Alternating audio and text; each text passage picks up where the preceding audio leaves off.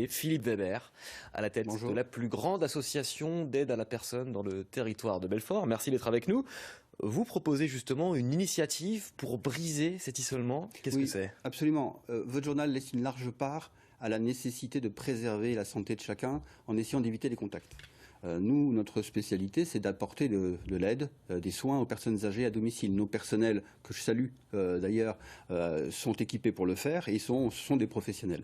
Mais néanmoins, le lien social, le lien familial, l'entourage, à partir du moment où on ne peut pas sortir de chez soi, se réduit. Et c'est là qu'interviennent nos bénévoles, comme ils l'ont fait au printemps dernier.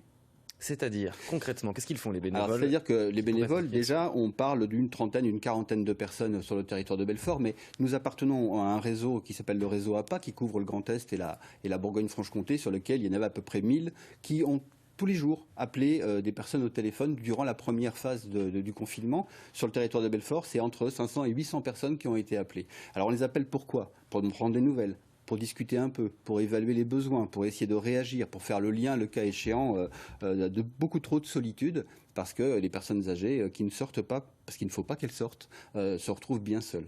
Mais les personnes âgées continuent à avoir la visite de vos aides à domicile, évidemment. Absolument. Quel retour vous avez eu de cette initiative qui avait commencé donc à la première vague? Très positivement. Il y a plus de 90% des personnes qu'on avait déjà contactées la fois d'avant qui demandent à ce qu'on les continue à les contacter. Nos salariés sont des éléments de stabilité, des rayons de soleil, comme disent nos clients et nos patients.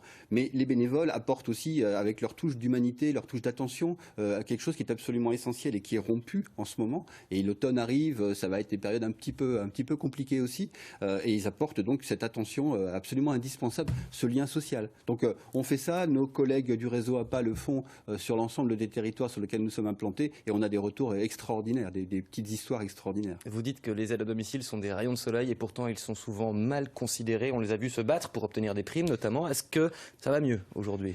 Ça va mieux sur le papier, c'est-à-dire que là, on a la satisfaction au moins d'être reconnus. Nos collègues qui travaillent sur le terrain, aide à domicile, aide soignante, au moins sont comprises dans les attentions qu'on entend de la part du gouvernement. Maintenant, c'est une chose de le dire, c'est autre chose de le faire. Les avancées concrètes qui doivent être faites en termes de rémunération, d'accompagnement à la formation, de recrutement de ces personnels dont chacun sait combien elles sont indispensables. Oui, ils sont indispensables, mais 99% sont des femmes. Ça, on n'en est pas là pour l'instant. Donc on attend avec impatience des mesures qui sont des mesures concrètes, réelles, et qui se voient sur la feuille de paye de nos salariés. J'imagine qu'on aura l'occasion d'en reparler au cours des prochains mois. Merci beaucoup Philippe Weber d'être venu nous parler de cet appel donc, que vous lancez aux bénévoles pour téléphoner aux personnes âgées isolées dans le territoire de Belfort notamment. Merci.